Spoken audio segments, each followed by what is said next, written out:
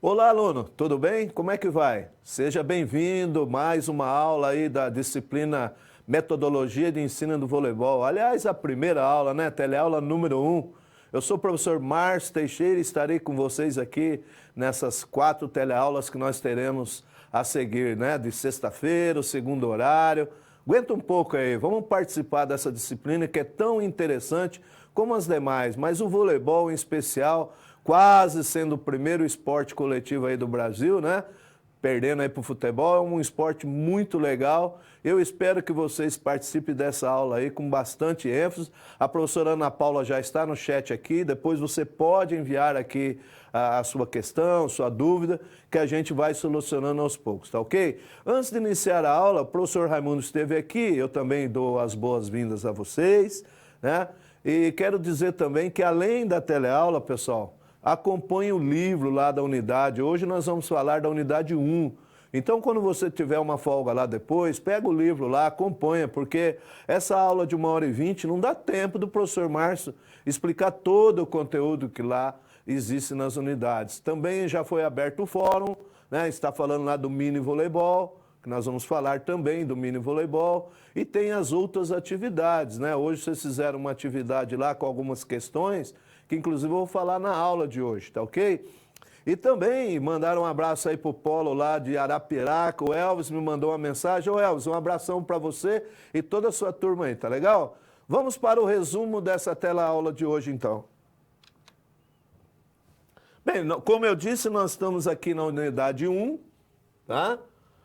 Hoje nós vamos falar sobre a história do voleibol, nós vamos falar de técnicas, nós vamos falar de termos técnicos, vamos também falar um pouco de atividades pedagógicas, tão importante dentro do ambiente escolar, tá, pessoal? Fiquem bem atentos, porque o voleibol, como o basquete ou o handebol, são modalidades coletivas que lá na escola não tem como objetivo formar um grande campeão. Se sair, né, como sai de vez em quando, ótimo, mas a ideia é uma atividade lúdica, recreativa, que envolve aspectos sociais, aspectos motores, então nós vamos falar bastante disso hoje, tá ok? Então fique bem atento, acompanhe bastante a nossa aula e depois nós teremos momentos aí para a gente discutir bastante, tá?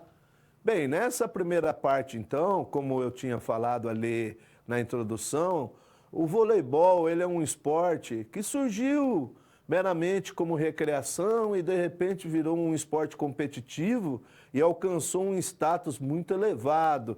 Então nós temos uma grande participação de alunos nas escolas, fora do ambiente escolar também, nas escolinhas, nos clubes. O voleibol começou a surgir aí como grande medalhista para o Brasil. Já nas primeiras Olimpíadas aí, o Brasil já participou do voleibol, porque foi em Tóquio, em 1964, que nós tivemos a primeira participação do voleibol.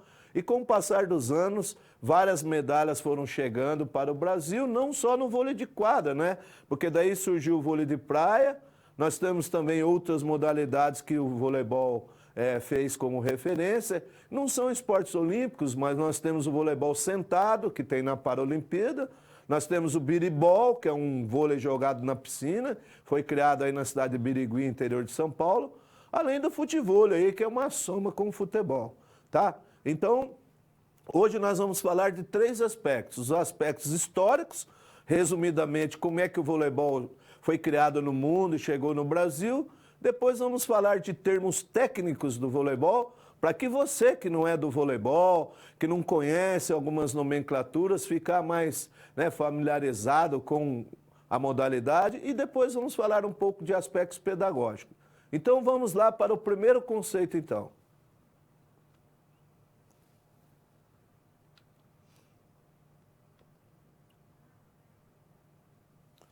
Nesse primeiro conceito, nós vamos falar da criação e a evolução do voleibol, de uma maneira resumida, até porque lá na unidade 1 você vai acompanhar bastante a história do voleibol, mas nós vamos resumir aqui da onde surgiu o voleibol, por que surgiu e como chegou no Brasil e alguns fatos que fizeram o voleibol ser aí, como eu já disse, praticado em vários ambientes na sociedade.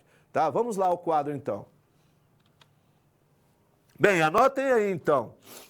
O criador do voleibol no mundo aí foi o professor e diretor da ACM, William Morgan. Então, se vocês tiveram uma atividade hoje aí com questões, quem respondeu William Morgan e acertou, tá? E ele foi criado no ano de 1895, na Associação Cristã de Moços, tá? Que é chamada de ACM. Tem aqui no Brasil, em várias cidades, e tem no mundo todo. Na cidade bem pequenininha lá dos Estados Unidos, chamado Holyoke, no estado de Massachusetts, tá? Então, foi criado nos Estados Unidos. E quais foram os motivos que levaram à criação? Por que o William Morgan, professor, teve essa ideia? Bem, na verdade, naquela época, alguns esportes de contato, como, por exemplo, o basquetebol, futebol, entre outros, já demonstravam um certo desgaste físico por alguns praticantes, porque a ACM, ela não acolhe só crianças, jovens, mas também pessoas de meia idade e até de terceira idade. Então, o professor Morgan, verificando que outros esportes davam desgastes nesses praticantes, ele falou, olha, vamos imaginar um jogo mais sereno, mais tranquilo, e observando já o tênis de campo e outros esportes com rede aí no meio, o professor resolveu esticar uma corda elástica, né, e dividiu o grupo de pessoas para cada lado, já vou falar nisso, pegou uma bola de basquete, pegou a câmara de ar e falou o seguinte, olha, nós vamos fazer um jogo de lança a bola para o lado de lá, lança a bola para o lado de cá. Quem deixar cair, perde ponto, ou seja, quem derrubar a bola do lado de lá vai ganhar esse ponto. E aí ele teve esse nome que não tem tradução, que é mintonete ou mintonete, tá? Então não temos tradução. Depois surgiu um nome mais oficial, porque a bola está em voo, né? Ela sempre procura ficar em voo, e aí veio o voleibol, né? O bola lá americano, e o voo da bola, se é que tem essa tradução. E aí teve alguns nomes, chegou no Brasil como voleibol, nós já vimos aqui também voleibol, mas isso não importa muito, né? O importante é que esse nome já está aí há muitos anos marcado, tá ok? Então, assim surgiu o voleibol pelo professor William Morgan lá em 1895 nos Estados Unidos. Temos alguns mais importantes fatos ou fatores. A altura da rede no início era de 1,98 m e a quadra media 15 por 8. É uma curiosidade que vocês vão ver no decorrer dessa disciplina, que às vezes tem algumas medidas assim que são bem quebradas. Por exemplo, a rede feminina é 2,24, a masculina 2,43. Mas por que esses quebrados assim? Porque quando foi criado nos Estados Unidos, a medida não era metros, tá? E aí, quando transformou aqui para a nossa unidade de medida, ficou essas medidas aí. A primeira bola foi uma câmara de ar de uma bola de basquete. No início, não tinha um número de praticantes, ou seja, se tivesse 20 pessoas lá, era 10 contra 10, se tivesse 15, fazia 7 e 7, depois entrava o 15º jogador e assim vai. Posteriormente, passou a se jogar com 9 jogadores, organizados em 3 colunas. Então, vocês imaginam uma quadra, né, com 3 colunas de 3 pessoas, como eu desenhei no slide anterior. Então, ficava 9 pessoas lá para cobrir a quadra. O objetivo do jogo era passar a bola de um lado para o outro e por cima da rede sem deixá-la cair. Então, era mais lançada a bola, dava tapa na bola. Não se tem registros tão oficiais de como eram os primeiros golpes na bola, mas pelo que se sabe, o saque era lançado a bola para o lado de lá e as pessoas rebatiam com a palma da mão. Não tinha manchete, não tinha cortada, não tinha bloqueio. E veja bem vocês, o professor Morgan criou o voleibol porque o basquetebol e outros esportes era de desgaste, era de contato. Então criou um jogo mais sereno, né?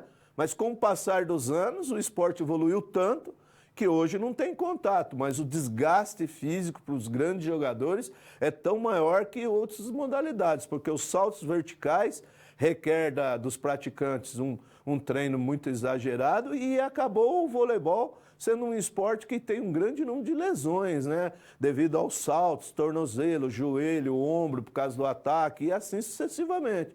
Mas tornou um jogo competitivo e bem atraente, tá? Vamos continuar lá no quadro, então. Muitos praticantes começaram a realizar esse esporte. E em 1900 chegou no Canadá, que é ali do lado dos Estados Unidos, e se expandiu para o mundo.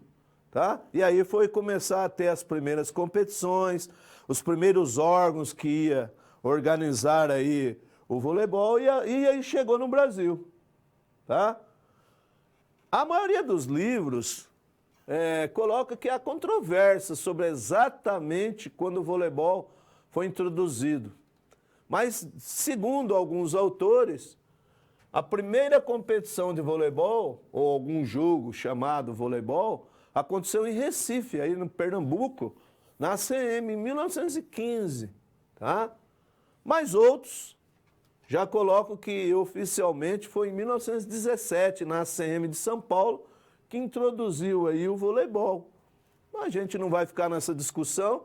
Vamos pensar aqui em 1916, então, para empatar o jogo aí, né?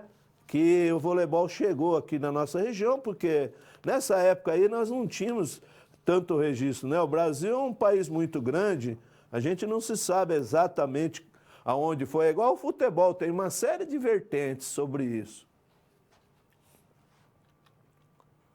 Bom, um pouco da evolução do voleibol no Brasil.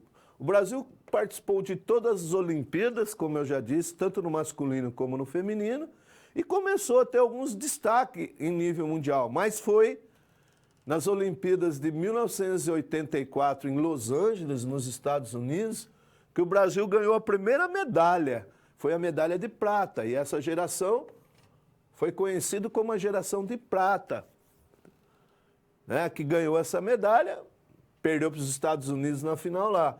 E aqui jogavam Bernard, que não é o Bernardinho, tá? O Bernardinho também estava, mas o Bernard é aquele da Jornada nas Estrelas, que talvez vocês já viram isso em alguns livros ou matérias aí no esporte. Renan, que é técnico hoje da Seleção Brasileira Masculina. Montanaro, que muitos anos trabalhou, jogou lá no Banespa. O William, levantador. Xandó, Amauri e o técnico Bebeto de Freitas, que infelizmente nos deixou aí há um ano atrás. Outro momento marcante, que aliás foi antes das Olimpíadas, tá? Foi o chamado Grande Desafio. Brasil e Estados Unidos, não, desculpa, Brasil e União Soviética, no Maracanã, em 1983. Para quem não lembra na história, hoje o país chamado Rússia, há anos atrás, era a União Soviética, era uma série de países, repúblicas, unidas lá na União Soviética. Depois separou e agora ficou Rússia. Mas nessa época a seleção da União Soviética, que era potência mundial, veio jogar no Brasil e foi no Maracanã, lá do futebol mesmo. Armaram uma quadra lá no meio do gramado e essa seleção aqui que ganhou a medalha no ano seguinte, ó, é que jogou contra a Rússia. Até hoje é recorde mundial, mais de 190 mil pagantes assistiram esse jogo, né? Hoje é recorde mundial porque não teve mais nenhum jogo de voleibol que deu tanta gente assistindo. O Brasil ganhou de 3-1 esse jogo, tá? E a única pena é que choveu um pouco no dia, e como o Maracanã, naquela época, hoje ele não é coberto totalmente, mas naquela época era bem menos descoberto, então tinha que parar toda hora para enxugar a quadra lá, mas foi um espetáculo muito legal. O Brasil ganhou 23 medalhas olímpicas no vôlei, sendo 13 medalhas no vôlei de praia e 10 no vôlei de quadra. No voleibol de praia, o Brasil conquistou 3 medalhas de ouro até hoje, 7 de prata e 3 de bronze. Já no vôlei de quadra foram 5 medalhas de ouro, 3 de prata e 2 de bronze. Uma vantagem para o voleibol de areia aqui, ou de praia, é que nas Olimpíadas, vocês vão ver agora em Tóquio, que podem 2 duplas no feminino e 2 no masculino. Então o Brasil pode ganhar, em tese, 2 medalhas no feminino e 2 no masculino. São 4. Né? E já aconteceu isso. Mas no vôlei de quadra não, é uma equipe só no masculino e uma no feminino. Por isso que no vôlei de praia aí nós temos até mais medalhas, tá? Então esse é um resumo da evolução do voleibol aí que chegou com campeonatos. Hoje nós temos a Superliga, nós temos aí vários campeonatos brasileiros escolares, de clubes. Então um esporte hoje que movimenta bastante o país.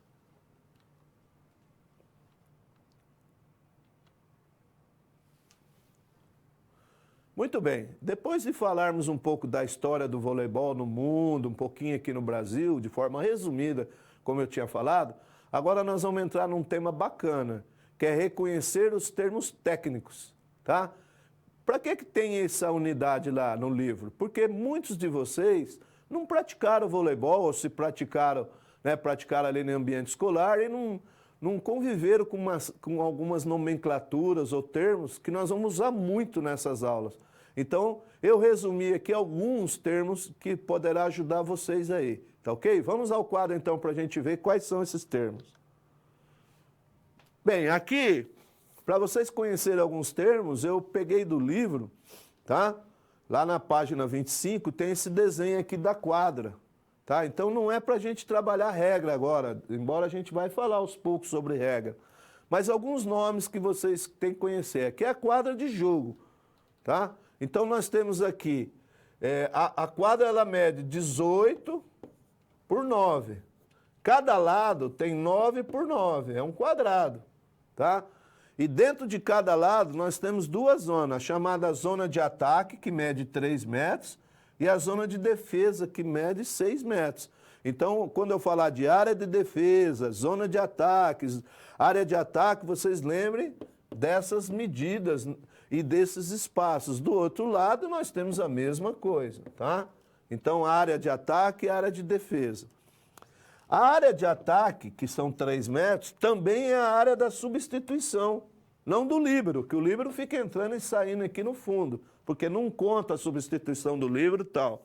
Mas os jogadores comuns, que não são líbero, eles entram e saem aqui, o adversário entra e sai aqui. Se o banco de reserva ficar aqui, se ficar do outro lado, tá legal? Então, zona de substituição é a zona de ataque. Outra zona que vocês devem conhecer o área é a chamada zona de saque, que antigamente aí, talvez alguns de vocês jogaram ou viram, eram 3 metros só aqui, ó. Agora não, é totalmente a linha de fundo lá. E a pessoa pode sacar em qualquer lugar, tá? Depois eu vou falar de posicionamento ou erro de posição, mas vamos supor que o jogador da posição 1, ele veio sacar, ele pode sacar daqui, mesmo que a posição 5 e 6 esteja aqui, porque lá fora não tem erro de posição. Ele pode sacar e entrar aqui, porque depois do saque pode mudar quando quiser aqui, tá? Às vezes ele saca e vai correr lá, ó, é muito longe, o que o adversário faz? Às vezes joga a bola de primeira aqui. Isso acontece muito com criança, tá? Às vezes ele vem querer sacar daqui, ó, pode, e quer correr lá, não dá tempo, tá? Então são umas informações também táticas para vocês. Então aqui são algumas medidas que vocês vão conhecer como nomenclatura, tá? Porque depois nós vamos falar bastante de regra. Só um detalhe que muita gente pergunta, as linhas fazem parte da quadra. Então, qualquer bola que tocar parte da linha, mesmo que muito pouco, ela é considerada bola dentro, tá ok? Qualquer dúvida, manda pra gente aqui, tá? Só não vai me perguntar muito de regra agora, porque são muitas regras, e depois nós vamos falar disso nas aulas posteriores, tá? Mas se a dúvida foi muito especial de regra, olha, eu preciso saber hoje, porque eu vou participar de um campeonato e tal, pode me enviar aí que a gente responde. Agora vocês vão ver aqui a vista aérea da quadra de jogo. Então, o que vocês estão vendo aqui? Vocês estão vendo os postes montadinhos, né? Vocês estão vendo a rede, tá? O que vocês devem entender aqui? Que essa vista aérea tem um espaço, olha aqui no termo, de cruzamento da bola. Espaço externo, espaço externo. Toda bola que passar por fora dessa antena ou bater na antena é considerado fora. E ela tem uma linha imaginária, evidentemente, até lá né, no alto, perto das luzes lá. Então, quando você for passar uma bola para lá, se ela pegar a antena, mesmo que pouco, ou fora da antena, ela é considerado fora. Mesmo que ela bata na antena e caia lá na quadra adversária, tá? É considerado fora. Nós vamos falar de regra, mas essa rede aqui mede 9 metros dentro da quadra, 15 centímetros fica lá para fora. Tá? Então essas são algumas nomenclaturas aí para vocês conhecerem, né, que a gente chama de termos técnicos do voleibol, para vocês conhecerem. Então, essa antena aqui ela fica 1 metro na rede e 80 centímetros lá para cima. Tá? Ela tem 1,80 m. Qualquer bola que toque nela aí ou passe por fora é considerado fora. Tá legal? Só para vocês conhecerem esses termos técnicos.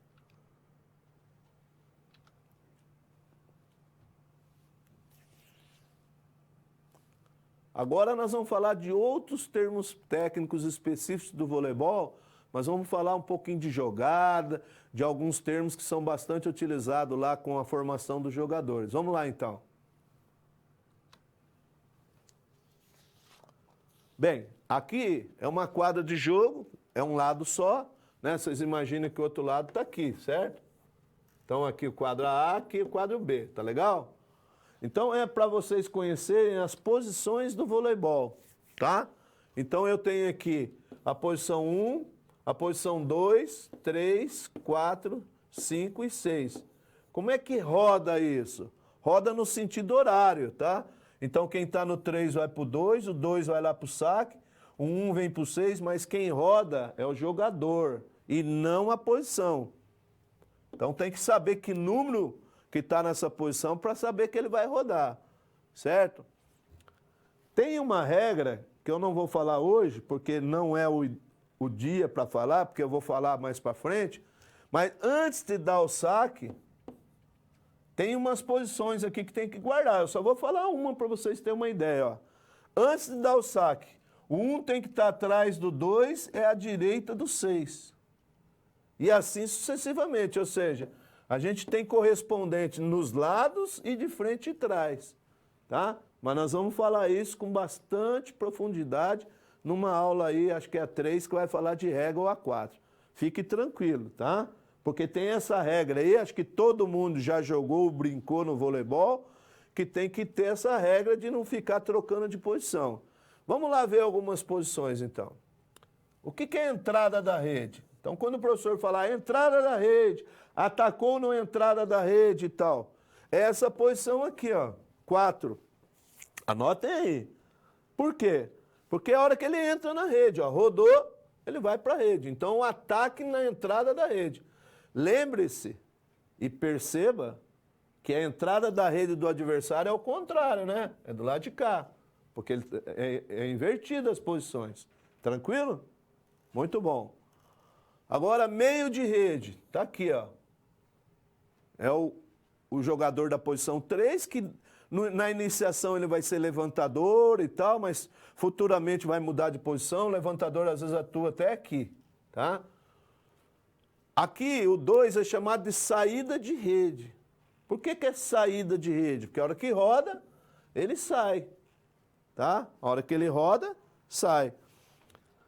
Teve uma pergunta hoje da atividade que era assim, ó, o saída de rede é o oposto. É quando ele faz, o que é o oposto? É quando ele faz a diagonal com o levantador no 5-1, tá? A resposta lá. Então o levantador está na 5, o oposto está lá na 2. É chamado de oposto, ele joga diagonal com o levantador no 5-1, que nós vamos ver mais à frente. Outra nomenclatura aí, líbero. O que são os líberos? São jogadores que vêm com a camisa diferente, né? Para a arbitragem identificar quem é o líbero. Normalmente a camisa branca eles vêm com azul ou vice-versa. E ele entra e sai a hora que ele quiser aqui no fundo. Ele não joga nessas posições 2, 3 e 4, porque essas posições 2, 3 e 4 são jogadores do ataque. Tá? Esses jogadores 5, 6 e 1 não podem lá na frente fazer ataque ou bloqueio. só pode atacar atrás da linha dos 3 aqui, e o líbero não pode atacar, ele não pode sacar, ele só pode defender e receber aqui. Mas ele tem uma série de coisas que ele pode e o que ele não pode, tá? Isso aí também a gente vai, aos poucos, a gente vai discutindo com vocês, para vocês ficarem bem tranquilos, tá? O que são os passadores? Na hora do saque do adversário, vai ter gente que vai ter que receber o saque, né? Receber, recepção, recepcionadores. E eles fazem o passe, tá? Quando nós falarmos de sistema de recepção, nós vamos ver que tem um sistema de recepção com 3 jogadores, 2 ponteiros e um líbero. Esses são os passadores. Por quê? Porque na hora que eles enviam a bola para o levantador, eles estão fazendo passe, tá? Então é chamado de passadores, tá ok? Então essas são algumas nomenclaturas. Vamos ver outras agora. Bem, linha de ataque e defesa. O professor já falou algumas coisas sobre isso, mas vamos lá de novo. Aqui é o ataque, aqui é a defesa. Aqui é o ataque, aqui é a defesa. Esses jogadores da posição de defesa, que é 1, 6 e 5, eles não podem lá atacar ou bloquear a bola, a não ser que a bola esteja abaixo da borda da rede, tá? Se ele for lá e saltar e não atacar a bola e jogar para trás ou levantar, pode. O que eles não podem é atacar, né, a bola para a quadra adversária. Como é que eles fazem o ataque?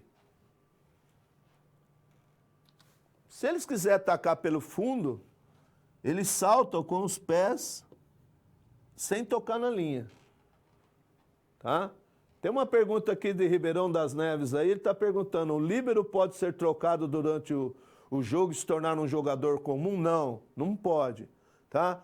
Na súmula, nós vamos estudar isso, já vem às vezes 12 jogadores e mais 2 líberos, tá? E ele vem com a camisa trocada, na súmula já está com o nome dele de líbero, tá? Então não pode ele virar jogador lá comum não, tá bom? Pode ser que alguma regra de algum escolar, algum nível aí, adapte, mas oficialmente não pode. Muito bom. Então, como é que eles atacam aqui? Pelo fundo, sem pisar nessa linha. Se eles pisarem nessa linha, é considerado invasão, ponto do adversário. Nós vamos falar disso de regra. Os jogadores da posição 2, 3 e 4... eles podem atacar, bloquear e, inclusive, vir aqui no fundo fazer o que eles quiserem, dentro da regra, é claro. O que não pode é o 5, 6 e 1 lá, atacar ou bloquear, tá? Bem, falando em ataque, aqui é 4. O que que é? Entrada ou saída de rede? Entrada, é isso mesmo, quem falou aí. Se ele atacar aqui, ó, onde o professor está mostrando, é chamado de paralela ou corredor. Então, são nomenclaturas, né? Às vezes você vê no jogo de vôlei, olha, marca paralela, bloqueia na paralela e tal. Ele pode, aqui meio da quadra, numa diagonal longa ou numa diagonal curta. Então, isso são terminologia usada. Ó, fecha a diagonal e tal, tá? Quais outros nomes que a gente pode mostrar aqui para vocês, de terminologia? Olha aqui, ó. Ataque dos 3 metros, vindo pelo fundo. Então, são aqueles atacantes que saltam aqui atrás e eles podem projetar o corpo e atacar a bola no ar lá, tá? A bola não precisa estar lá atrás não, tá bom? A bola pode estar lá dentro dos 3 metros, mas ele no ar, ele projeta o seu corpo e depois que ele bate na bola, ele cai aqui, não tem problema. Outra terminologia. Acelerar na ponta. O levantador está aqui às vezes, ao invés de ele jogar uma bola autona lá na ponta, ele joga uma bola mais rápida, que a gente chama chutada na ponta, bola rápida. Para que ele quer acelerar essa bola na ponta? Para não dar tempo do bloqueio adversário se armar, tá? Vamos lá. Pessoal, qualquer dúvida, o professor está falando aqui não tão rápido, mas às vezes a gente acelera um pouco, porque nós vamos usar muito essas nomenclaturas aí nas próximas aulas. Isso aqui é só para um conhecimento, tá? Qualquer dúvida, pergunta aí. Inversão do levantamento é outro termo utilizado.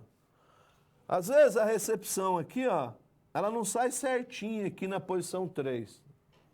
Ela sai um pouco errada. O levantador correu lá, tudo indica que ele vai levantar aqui, certo? O que a gente indica num nível um pouquinho maior? Inverte essa bola, então é inversão de bola. Por quê? Porque o bloqueio do meio aqui, ó, ele já correu ali para ajudar. Porque ele vai querer um duplo lá. Então, quando você inverte, pegou um bloqueio sozinho aqui. Mas isso é num nível um pouco maior, tá, pessoal? No nível escolar, se a bola for levantada, tá bom. Bola de segunda, ou largada ou deixadinha. Então, às vezes o levantador ou um outro jogador, ao invés de levantar a bola, ele larga de segunda. Tá? Ele larga de segunda, uma deixadinha. E, às vezes, o atacante também na ponta aqui, ou na ponta aqui, ele subiu, viu que o bloqueio está marcando muito, não tem como atacar, o que ele faz? Uma largadinha ou uma deixadinha. São nomenclaturas utilizadas no vôlei. Acelerar o passe. Como eu disse que acelerar a bola na ponta dificulta o adversário montar o bloqueio, acelerar o passe também. Porque imagina um passe alto, balão lá em cima. O que vai acontecer aí? Vai demorar mais para o levantador levantar. O que o bloqueio do adversário e a defesa faz? Se arma todo, né?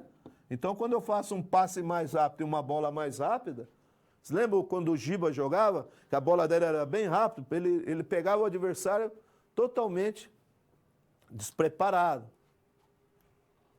Agora tem duas palavras aqui que vocês devem conhecer bem aí na hora que o professor falar de tática. O que é troca de posição e infiltração, tá? Olha aqui, no 5-1, que nós vamos ver mais para frente, também no 4-2, às vezes tem isso, tá? Então, olha aqui, ó, o levantador está na 1, ele vai esconder aqui atrás, é 5-1. Quando sacar lá, ó, ele vai correr aqui para levantar. Isso é infiltração. Ele saiu do fundo e foi lá na frente, certo? Mas vamos imaginar que o saque é da equipe dele e é ele que está no saque. Quando ele sacou, o 3 foi para lá porque ele é ponta e o 4 veio para cá porque ele é meio. Isso é troca. Então, quando os jogadores mudam de posição dentro do seu próprio setor, é troca. Quando ele sai de um setor e vai para o outro, nós vamos chamar de infiltração. Tá ok? E aí, pessoal, as nomenclaturas, está tranquilo para vocês?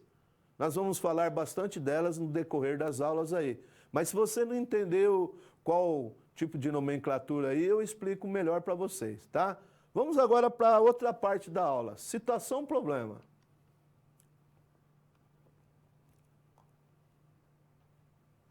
Nessa primeira situação-problema, vou voltar um pouco ao assunto voleibol e suas conquistas. Eu acho importante você, pelo menos, falar um pouquinho das histórias e das conquistas, não só lá no clube, mas no ambiente escolar principalmente. Inicie a sua aula lá de voleibol, da outra modalidade, falando dos momentos históricos. Resgate para os alunos, né, as conquistas, né, que o Brasil teve, né, o Giba lá atrás, o Bernardinho, né, e assim com o passar do tempo, as meninas também, né, a Fabi lá no feminino, uma série de jogadoras. Porque às vezes o aluno tem 6 anos, não conhece, não sabe quem foi esse jogador com 8, 9, 10 anos. Isso é bacana. Então vamos lá para essa situação-problema. Bem, o voleibol do Brasil participou de todas as edições das Olimpíadas, tanto no voleibol tradicional de quadra, como de praia. O professor já falou isso. Foi chamada a geração de prata, conquistada nas Olimpíadas de Los Angeles, 1984, que deu início e incentivo a várias outras gerações. Foi mesmo. O Brasil ganhou 23 medalhas olímpicas no vôlei, sendo 13 medalhas no vôlei de praia e 10 na quadra. No voleibol de praia, o Brasil conquistou 3 medalhas de ouro, 7 de prata, 3 de bronze. Já na quadra foram 5 medalhas de ouro, 3 de prata e 2 de bronze. O professor já falou isso. Mas a ideia da situação é essa. Você saberia quais foram as Olimpíadas dessas conquistas?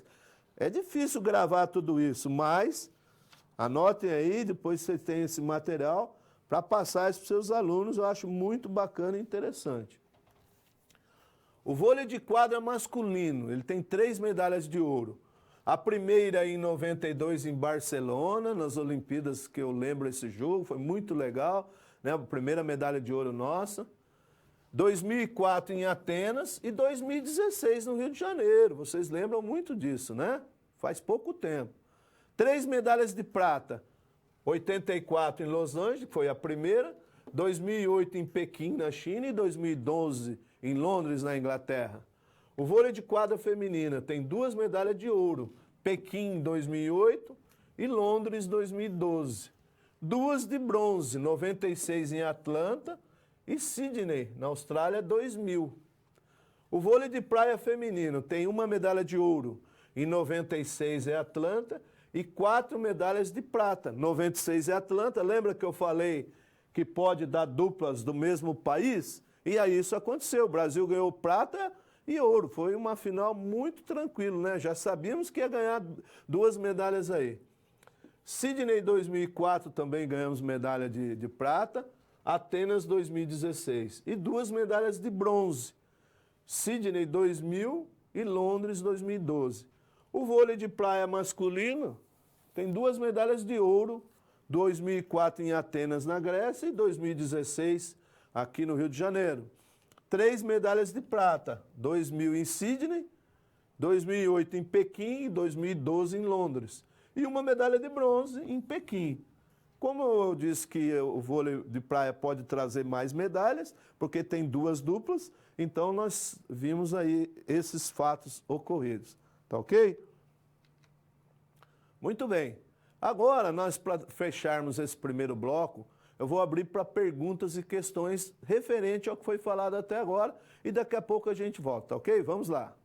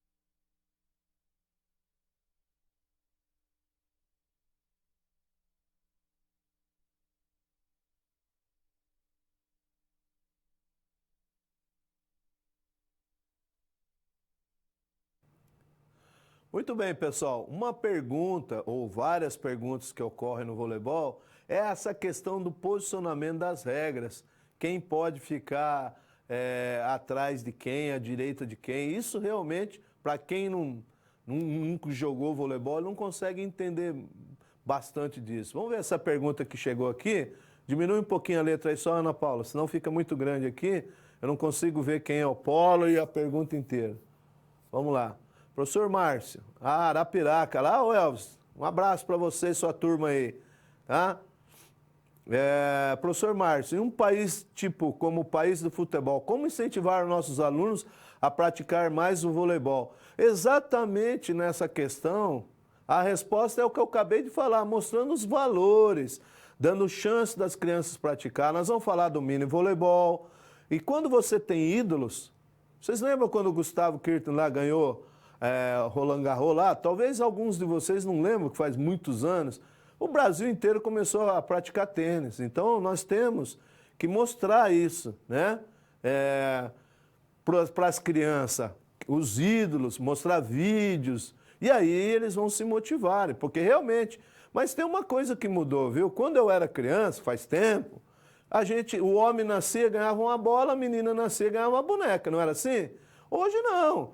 Tudo bem que hoje ganha logo um tablet, né? Um celular, mas às vezes ganha bola de vôlei, outros ganham, né, para fazer um outro esporte como natação, tênis, então mudou bastante, tá? Santa Cruz do Capibiribe. Professor, a posição 3 pode atacar? Pergunta o aluno Telso. Um abraço para você, Telso. Pode atacar sim. Inclusive, às vezes o levantador está nessa posição, ele salta, ele larga, ele ataca a bola, tá? Ele pode sim, tá? Inclusive no 5-1, às vezes o levantador não vai nem na posição 3. Ele fica entre a 2 e a 3. Nós vamos falar bastante disso. Como eu estava dizendo, a questão da posição tem muitas dúvidas. Professor, o que é estar atrás ou à frente? Não fica aflito agora não. Com calma, numa próxima aula, o professor vai explicar direitinho o que é estar na frente, à direita, erro de posição, tá? Eu sei que é um pouco complicado, mas depois fazendo lá na prática, porque vocês vão fazer prática, vocês vão entender esse tipo de rodízio aí, tá? Vamos prosseguir a aula então, vamos lá.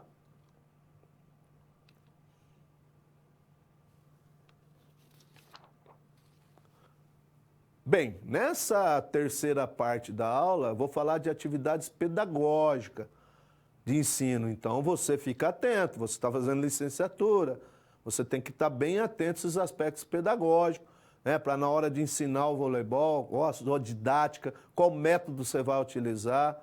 Tá? Tem que lembrar que o voleibol lá na escolinha, todos querem fazer voleibol, eles começam a crescer, todo mundo grande, né?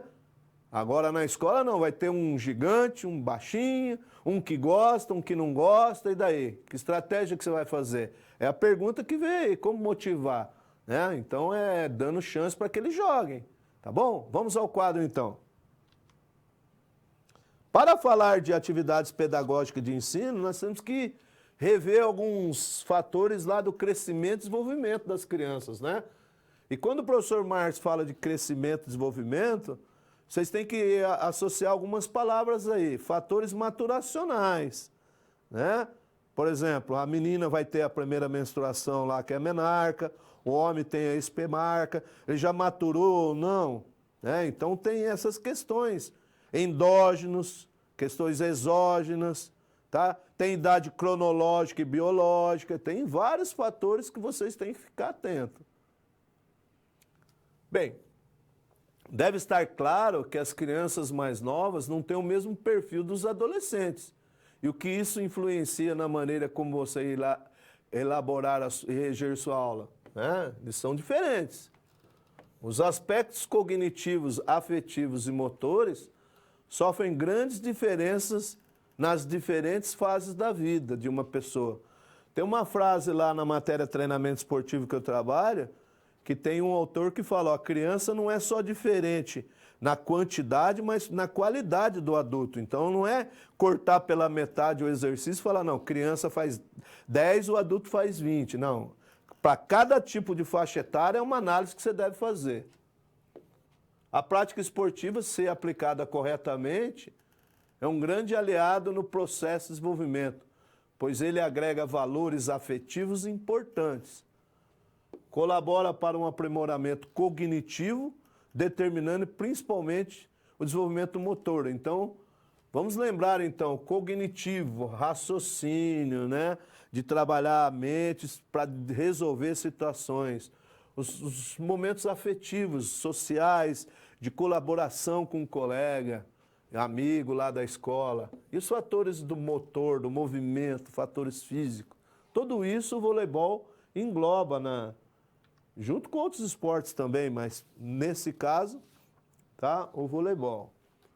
Bem, fase de desenvolvimento do voleibol. O período final da infância, mais especificamente entre 6 e 10 anos, e o período da adolescência até os 16 anos de idade, pois eles representam o maior público presente no projeto de iniciação esportiva voleibol e no ambiente escolar, tá? Tem aí o ensino médio e fundamental. As crianças do período final da infância já aparecem com certo nível de desenvolvimento motor básico, em um estágio mais maduro, ou seja, ela apresenta maior controle dos movimentos fundamentais. Então, lembra isso aqui em crescimento e desenvolvimento, eu não lembro exatamente se vocês já tiveram aí no quarto e quinto ou vão ter, mas provavelmente outras matérias já falaram nisso. Então, grave aí 3 tipos de movimentação fundamental: locomoção, estabilização e manipulação. Nós já vamos falar desses movimentos de forma geral e como pode ser associado ao voleibol. Essas crianças ainda estão no estágio inicial para os movimentos especializados. O que significa isso? Dependendo da idade, nós estamos aqui falando da infância, muitos autores, e vocês podem aí também discutir, concordam que não é a fase de especializar as crianças naquele único esporte, como nós temos as escolinhas, por exemplo, de futsal. Tudo bem que é fora do ambiente escolar, mas a criança está com 4, 5 anos, mamadeira, fraldinha, ela não sabe nem andar e falar direito, ela já está especializada ali no futsal. Não é que é ruim isso, mas a ideia dos pedagogos, principalmente, que eu concordo também, ela praticar o maior número de atividades. E depois, numa determinada idade, 10, 11, 12 anos, assim ela vai decidir qual esporte ela vai seguir. Agora, se você não proporciona ela praticar outras modalidades, como é que ela vai escolher o voleibol que você me perguntou aí? Se na escola que ela trabalha, na cidade que ela mora, não tem uma escolinha de voleibol, né? Porque às vezes é comum. Aqui também tem no Paraná, no seu estado aí. O professor de Educação Física era um ex-jogador de handebol, apaixonado por handebol. Então ele dá handebol o ano inteiro no colégio. Não aconteceu isso com você? Comigo aconteceu. Sorte que era futsal, né? A gente jogava futsal o ano inteiro. Mas, né, gostaria de ter jogado outras modalidades também. Os movimentos especializados, ou seja, para os movimentos mais complexos, que somam as habilidades básicas com os movimentos específicos das modalidades. Agora nós vamos falar um pouquinho das habilidades que eu falei que nós íamos discutir. Então nós temos aqui a manipulativa ou manipulação. O que são essas habilidades? É quando eu pego a bola, principalmente, pode ser um material do atletismo, mas aqui no caso a bola, né? Eu vou fazer arremessar, lançar, chutar, porque não é só com a mão, né? Rebater, receber, agarrar, tá? Então tem todos os movimentos que você pode fazer, independente se ela vai jogar voleibol, independente do tamanho da bola, do peso e da cor. Seria interessante que ela utilizasse desde uma bolinha lá de meia, de tênis, até uma bola de borracha, até uma bola maior. Então aqui para ela manipular esse movimento, ter domínio. E as habilidades locomotoras? Então é de deslocamento, correr, saltar, saltitar, andar, caminhar, não importa. Ela é de deslocamento. E de estabilização, que está ligado bastante ao equilíbrio. Então aqui ela vai rolar, equilibrar, apoio invertido, que é parada de mão. Ela pode fazer uma estrela, né? Ela pode fazer uma série de movimentos. Quando você soma todas essas habilidades num ambiente escolar, você pode ter frutos futuramente. Quer ver só uma ideia? Quem tem mais de 30, vamos pôr assim, teve uma infância diferenciada, não é verdade?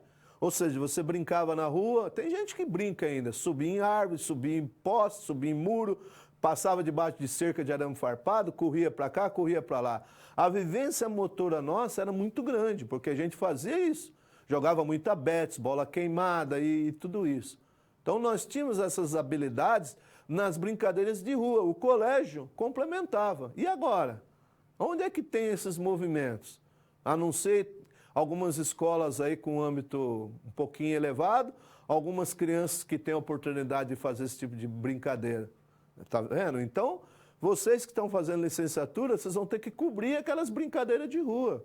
Não se preocupem em formar campeão, ou o cara vai bloquear triplo lá na sua escola. Que legal que a sua escola tivesse um time de vôlei. Mas a primeira questão é habilidade motora e coordenação, tá? O resto, pessoal, depois é tudo para outras instâncias. Então, vamos voltar no quadro para a gente continuar discutindo esses aspectos. E como você resolve isso? Só com um tipo de exercício de corrida? Só com um tipo de arremesso?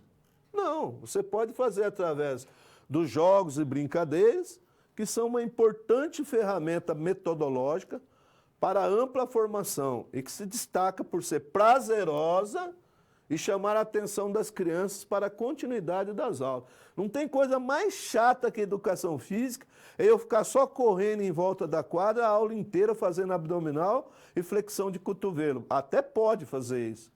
Mas a criança, ela quer brincar, ela quer jogar, ela quer ter atividade atrativa, né? E aí você fica aquelas aulas monótonas de só ficar fazendo coisas cansativas e repetitivas. Até pode correr em volta da quadra, pode fazer flexão abdominal, não tem problema. Mas dependendo da faixa etária, pessoal, ó, jogos e brincadeiras. Que aí você tem os alunos todos do seu lado. Agora, você começa a inventar atividades difíceis, atividades de alta complexidade, e aí os crianças começam a sentar tudo na arquibancada e você não entende o porquê.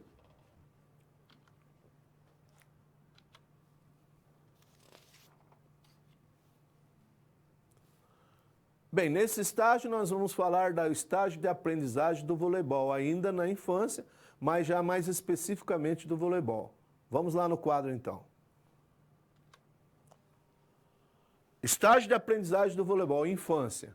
Então, olha, elas apresentam no aspecto motor grande dificuldade, então na infância, na coordenação, mão-olho e pés-olhos. O que significa isso? Mão, olho movimentando o que você está vendo e o que você está manipulando, né? Não só de bater a bola, como de arremessar ou de agarrar a bola que vem ao seu encontro. A mesma coisa com os pés, tá? Principalmente quando ela irá interagir com outro implemento, como a bola de voleibol, por exemplo. Tem gente que é assim, ó, essa bola não vem na minha direção, que eu tenho morro de medo. Então tem gente que foge. Como é que vai jogar voleibol? Então o que você tem que fazer antes? Exercícios que ela domine a bola, que ela arremessa a bola, que ela perca o medo da bola. Porque se ela tiver medo, não dá para jogar voleibol principalmente. Rebater a bola de vôlei ou qualquer outra bola que tenha sido lançado é algo extremamente difícil para as crianças. O professor falou agora mesmo. E ao final desse período, espera-se que os movimentos específicos estejam mais aprimorados em comparação ao início dessa etapa.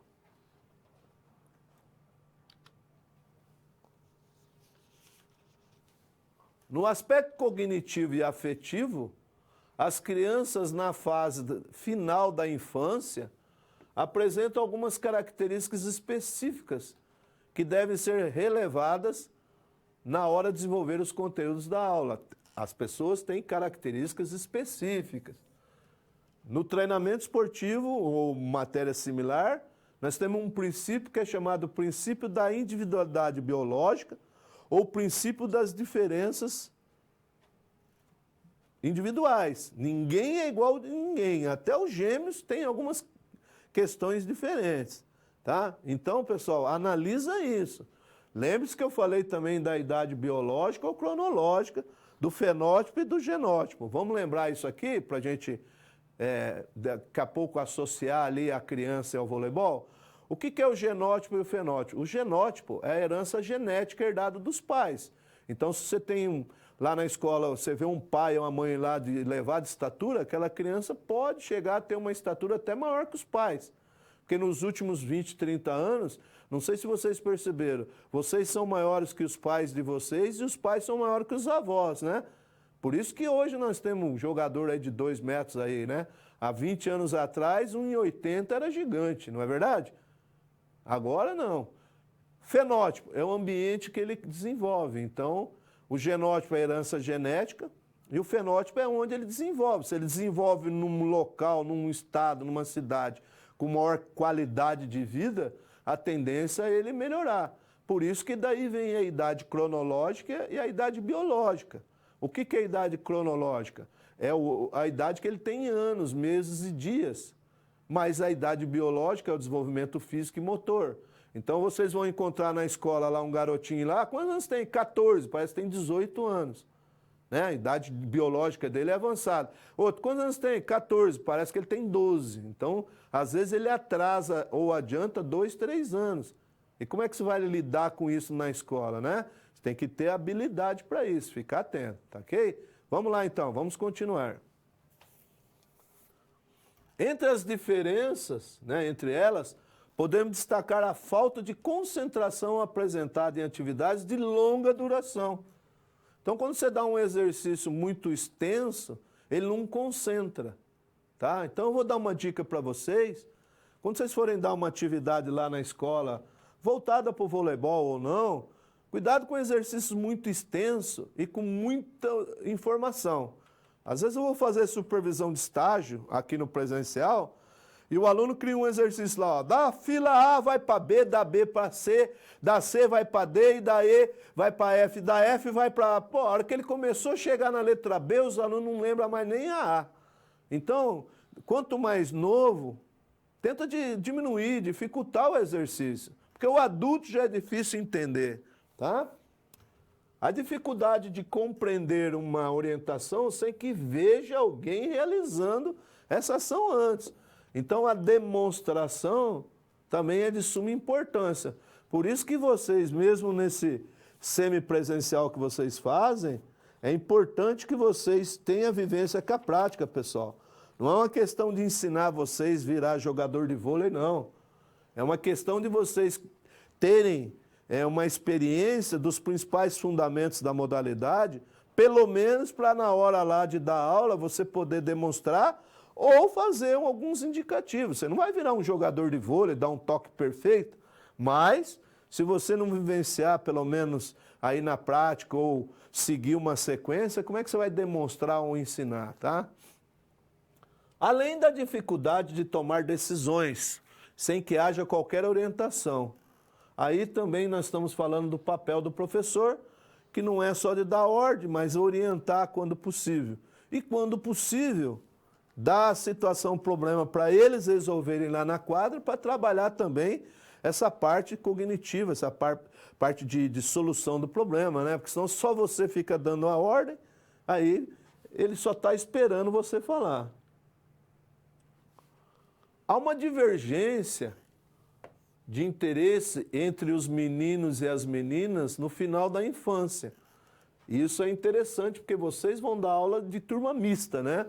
Nas escolinhas fora do ambiente escolar, às vezes você não tem isso, tá? Você tem só masculino, escolinha de voleibol, só masculino, feminino, mas na escola não. Também há uma dificuldade de relacionamento quando exposta em grandes grupos de criança. Vocês já viram isso? Até adulto tem dificuldade, né, em grandes grupos, né? Então você imagina a criança lá que não tem vergonha, ela não consegue jogar e ela fica com medo e é muita gente, ela se perde. Pois apresentam comportamento agressivo e inadequado para o convívio em grupo, principalmente quando lidam com situações de competição. E aí que eu falei, o voleibol, e eu gosto sempre de estar reforçando isso, nós estamos na primeira aula, mas eu vou reforçar isso, o voleibol é um esporte quando mal praticado ou sem muita técnica e tática, é um jogo monótono, né? Saca daqui, cai lá, saca de lá, cai aqui. E aí não tem graça o jogo. Por isso que a gente vai falar do mini voleibol, jogos adaptados, para que essa bola esteja mais em condições. Agora, você imagina você lá na sexta, sétima série, oitava série, 2, 3 gigantes na sua quadra e 2 pequenininhos lá, não vai relar a mão na bola, ele não quer mais jogar voleibol. Então aí você vai falar que é líbero, que a bola para passar para a quadra contrária tem que passar por um deles, tem que tocar para as meninas. Como a gente faz no futebol? Tem que ter uma estratégia, porque senão só os grandes, os mais habilidosos, tocam na bola. O que você pode fazer? Faz um círculo de giz lá para cada um no setor e fala, elemento A, você não pode pegar a bola lá no setor B. No voleibol oficial pode, mas a gente cria essa situação. Senão, tem gente que não toca na bola. Então, você tem que criar esse tipo de estratégia. Tá? Vamos continuar lá no quadro, então. Em geral, nesta etapa de desenvolvimento, aqui nós estamos falando na infância, as meninas estão em um estágio mais avançado que os meninos.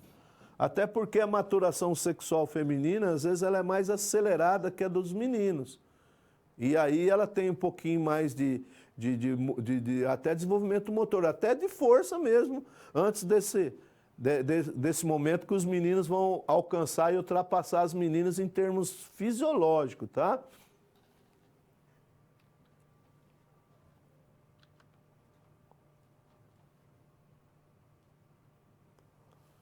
Bem, agora nós vamos entrar numa outra fase, que é a adolescência.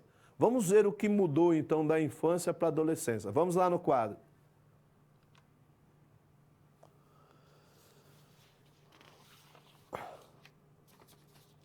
Ao passar da infância para a adolescência, algumas características da criança começam a sofrer grandes alterações, sendo que, aparentemente, as alterações físicas são as mais perceptíveis. Tem alguns que passam num momento lá que chama fase do estirão, você não vê ela uns 2 meses, quando você vê ela está enorme lá. Uma vez que a criança começa a apresentar um aumento significativo de estatura, como o professor falou, de peso, e nas capacidades físicas, começa a ficar mais forte, veloz, resistente. A diferença que havia entre meninas e meninos passam a ser menos ou menores, até o final da adolescência, quando os meninos começam a apresentar maior destaque nas capacidades físicas. Principalmente, eu acho que vocês já estudaram isso, né? Porque o menino começa a ter a produção maior do testosterona, e aí ele começa a ficar mais forte. Mais forte ele é mais veloz e assim sucessivamente. No aspecto afetivo, inicialmente, os adolescentes estão na fase de transição para o autoconhecimento e compreensão. Começa a entender o mundo já, pois os interesses não são mais os mesmos. Isso implica no comportamento em grupos, sendo que no final da adolescência, se os aspectos comportamentais tiverem sido bem desenvolvidos, irá gerar mais compreensão sobre as diferenças entre indivíduos. E olha que legal, e o maior respeito entre gêneros, tornando a convivência mais saudável. Então é a hora que os meninos aí começam a ajudar as meninas, né? Já começam a respeitar mais, porque antes eles querem provar que eles são melhores, a molecada, né? Eles acham que eles querem mostrar para as meninas. Agora na adolescência já é um convívio diferente. Em relação a aspectos cognitivos, os adolescentes iniciam no processo da tomada de decisões independentemente durante as atividades propostas. Apresentam um aprimoramento da criatividade apresentada na infância e consegue criar saídas para situações problemas. Ele já consegue resolver algumas questões, sendo essas aperfeiçoadas até o final da adolescência.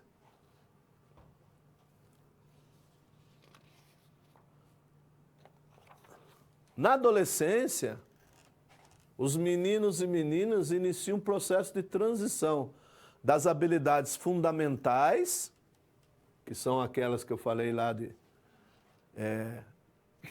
estabilização, manipulação e locomoção, para as habilidades especializadas, que têm como objetivo o aperfeiçoamento das habilidades fundamentais e a combinação entre essas habilidades para atender às demandas da modalidade esportiva, que nesse caso é o voleibol.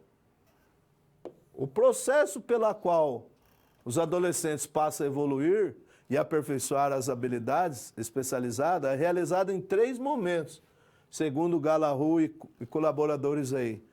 Definem como estágio de transição, de aplicação e de utilização. O que seria isso? Vamos ver? Está aí. O que é transição? É a aquisição das habilidades especializadas. Vai aprendendo os movimentos mais especializados. Aplicação.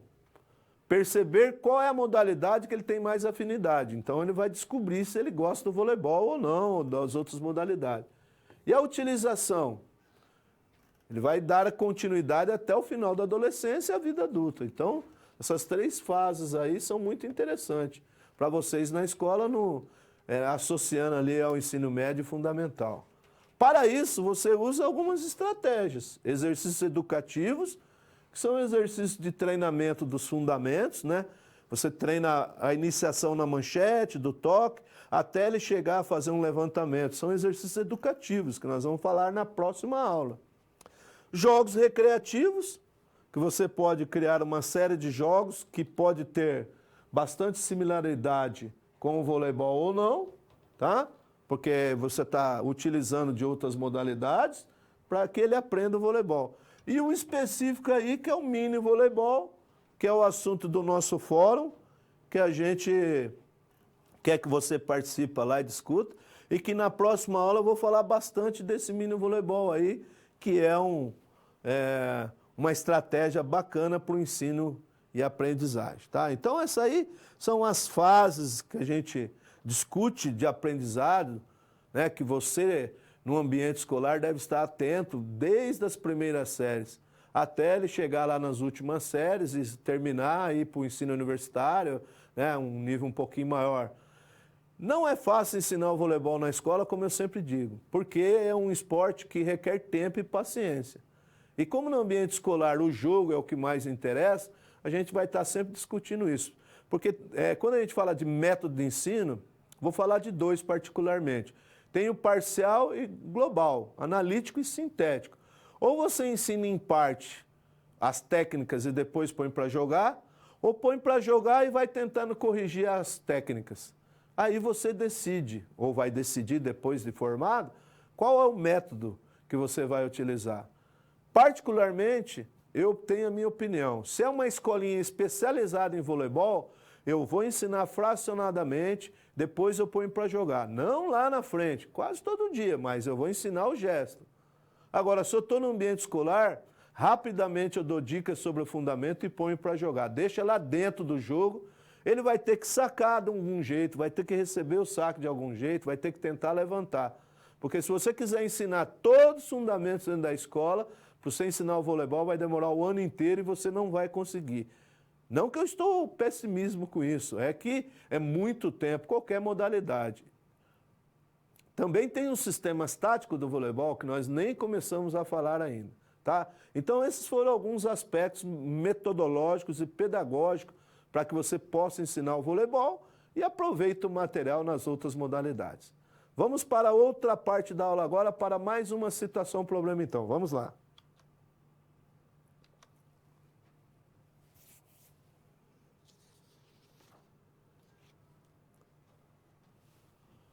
Nessa situação problema, o ponto principal é a atividade pedagógica, que a gente está falando agora desde desse terceiro bloco aí, desses terceiros conceitos, tá?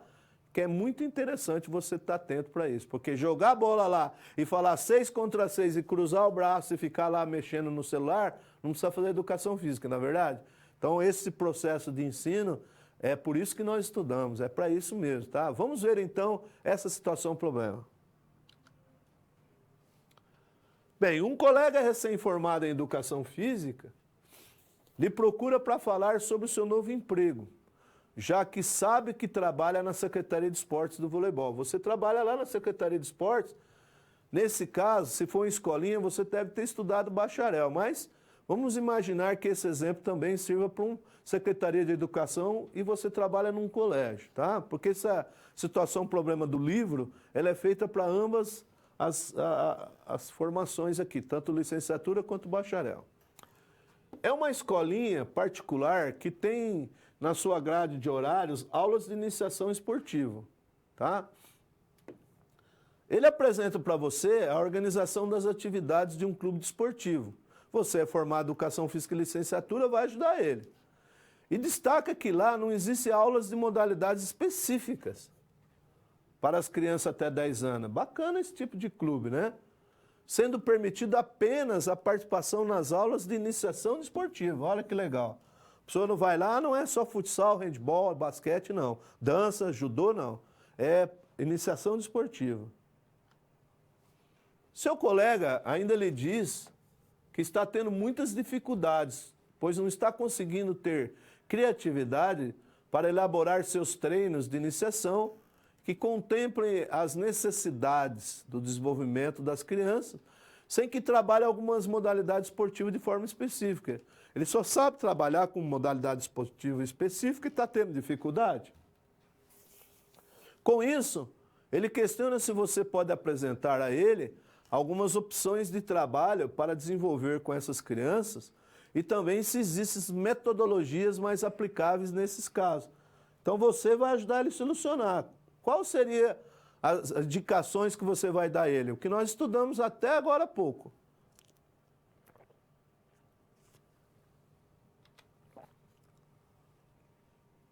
Inicialmente, você apresenta ao seu colega, né, quais são os objetivos do desenvolvimento para a criança de até 10 anos. Mostrando que nessa fase ele precisa estabelecer as habilidades fundamentais, como os movimentos de manipulação, locomoção e estabilização, que a gente tem falado bastante disso. E que para esse desenvolvimento não há necessidade de utilizar atividades específicas de modalidades. Pode até utilizar, mas a sugestão que você formado em educação física ou que está formando, está dando a ele, olha, na verdade você não precisa usar o jogo específico. Você pode utilizar atividades de arremessar a bola, lançar, quicar a bola, bater a bola, rolar a bola, acertar um alvo. Você pode fazer uma série de movimentos. Ah, agora eu vou fazer uma atividade de locomoção. Então, uma atividade de ir para frente, para trás, para o lado, para a direita, para a esquerda, zigue-zague. Ou de estabilização, equilíbrio. Correr em cima das linhas, equilibrar em cima do banco, parada de mão e assim sucessivamente. Tá? Por quê? Porque dando essa base, você vai construir uma pessoa com bastante nível de desenvolvimento motor. Mostra a ele que os jogos e brincadeiras são uma importante ferramenta metodológica para a ampla formação e que se destaca por ser prazerosa e chamar a atenção das crianças para a continuidade das aulas, até que ele encontre o que realmente quiser praticar. Então, aí são as dicas, tá? Que você pode dar a ele que tem dificuldade de trabalhar num projeto lá da cidade que não quer desenvolver esporte especificamente. Não quem quer esporte, mas não especializar as crianças muito cedo, tá? Entenderam essa situação, o problema? Muito bom. Então, agora, para a gente fazer uma interação, eu vou fazer um tipo de questionamento aqui e vou aguardar alguns minutos para ver quem é que responde muito próximo da realidade aqui. Olha a questão que eu vou fazer a vocês. Vamos lá. Olha aqui que legal. Vocês sabem me dizer quais são os fundamentos do voleibol? Então, nós temos 2 minutinhos aí. Manda do seu polo aí, ó. Aqui nós achamos que é tal fundamento. Fala o nome dos fundamentos aí, porque serão os temas da nossa próxima aula. Tá ok? Manda para mim aqui, tá? Quais são os fundamentos técnicos do voleibol? Eu já volto, hein?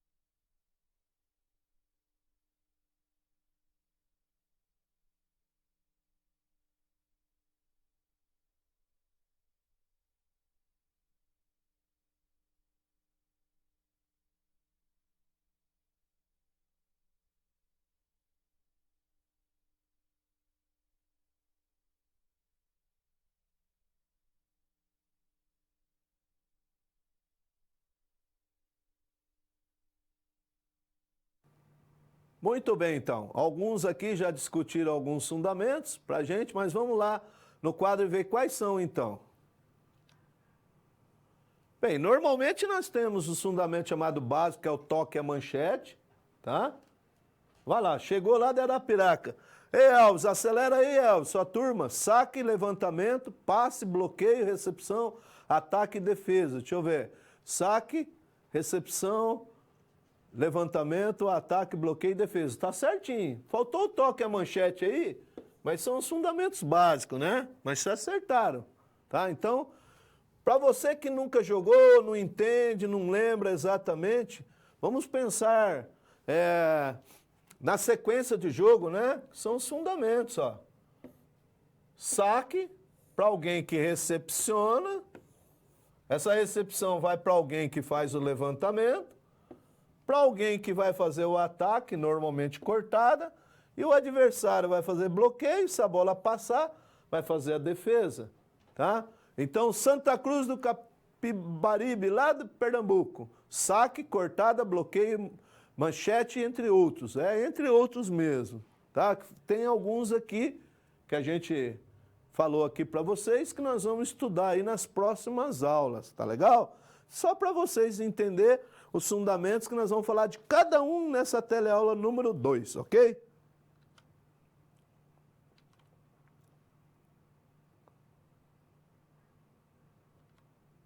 Nessa parte final agora nós vamos recapitular o que nós estudamos hoje para fechar a aula, tá? Vamos ao quadro então.